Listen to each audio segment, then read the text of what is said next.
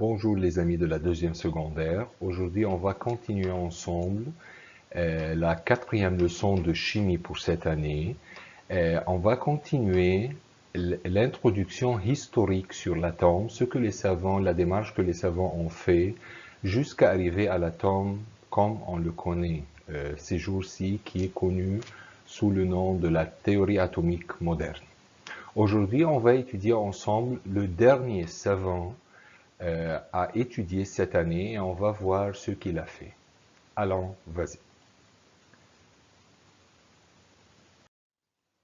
On va commencer par Niels Bohr.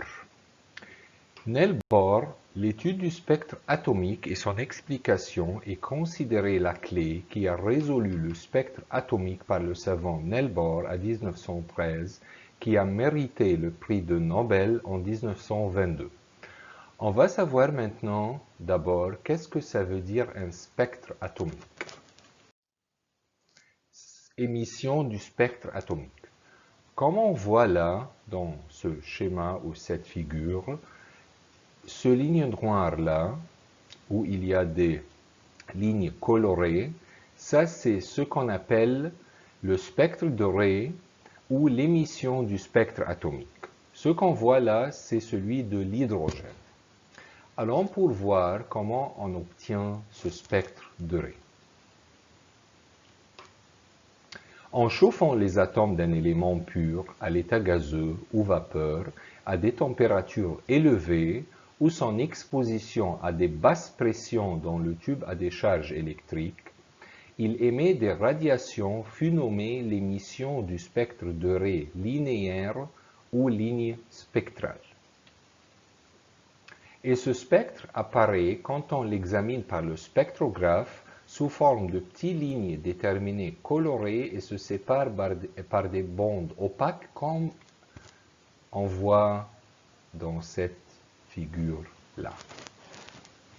Jusqu'à avant Niels Bohr, les physiciens n'ont pas pu expliquer ce phénomène à ce temps. Par l'expérience, on a trouvé que le spectre linéaire de n'importe quel élément est une propriété essentielle et caractéristique à cet élément, c'est-à-dire que l'hydrogène a un spectre doré qui diffère de l'oxygène, qui diffère du nitrogène, et si on a ou on reçoit le spectre doré de n'importe quel gaz, on peut connaître quel est ce gaz. Qu'est-ce que Bohr a fait? L'hypothèse de la théorie de Bohr. Au centre de l'atome se trouve un noyau positivement chargé. Le nombre d'électrons négatifs est égal au nombre de charges positives que porte le noyau. Durant son mouvement autour du noyau, l'électron est soumis à une force centrifuge qui s'équilibre avec la force d'attraction exercée par le noyau sur les électrons. Jusqu'à là, Bohr a accepté les idées des savants qui lui ont précédé. Mais depuis numéro 4, on trouve que les électrons se déplacent autour du noyau à une très grande vitesse sans perdre ni gagner de l'énergie. Ensuite, les électrons tournent autour du noyau dans des niveaux d'énergie. C'est la première fois qu'on trouve niveau d'énergie déterminé et constant. Le vide qui se trouve entre les niveaux d'énergie constitue une région interdite à la gravitation des électrons. Durant son mouvement autour du noyau, l'électron possède une énergie déterminée qui dépend de la distance entre le niveau d'énergie et le noyau. L'énergie du niveau augmente autant qu'on s'éloigne du noyau. C'est normal, quand on s'éloigne du noyau, les niveaux d'énergie deviennent de plus en plus supérieurs en énergie. L'énergie du niveau est exprimée par un nombre entier appelé le nombre quantique principal et on lui donne le symbole N. À l'état fondamental, l'électron demeure au niveau d'énergie le plus faible. En gagnant une quantité d'énergie appelée quantum, c'est Bohr qui a dit ça, quantum.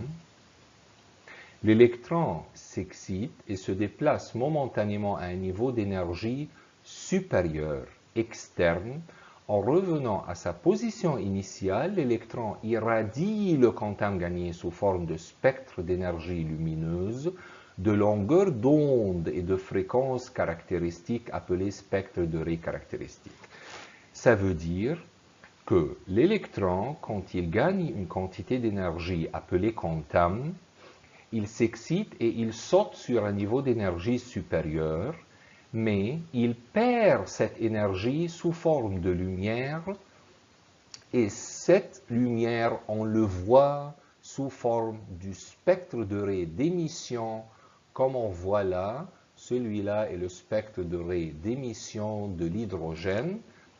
Chaque électron correspond là à un niveau d'énergie, et d'autant qu'on va loin du noyau, l'énergie du niveau augmente, et quand on sait bien que l'énergie est inversement proportionnelle avec la longueur d'onde, alors quand on voit là que c'est la lumière visible, le rangé de la lumière visible est entre 400 et 800 nanomètres, d'autant que la longueur d'onde diminue, l'énergie augmente. Alors, le niveau d'énergie le plus loin a le plus petit longueur d'onde car il a l'énergie en plus, et au contraire, le niveau d'énergie le plus petit qui contient une plus petite quantité d'énergie, il a une longueur d'onde plus grande. À la fin, plusieurs atomes absorbent de différentes quantités d'énergie en même temps que d'autres atomes émettent de l'énergie, ce qui fait paraître des lignes spectrales, comme on avait dit avant, qui indiquent les niveaux énergétiques. Chaque ligne colorée indique un niveau énergétique. D'après l'énergie, on obtient une longueur d'onde, desquelles les électrons se déplacent.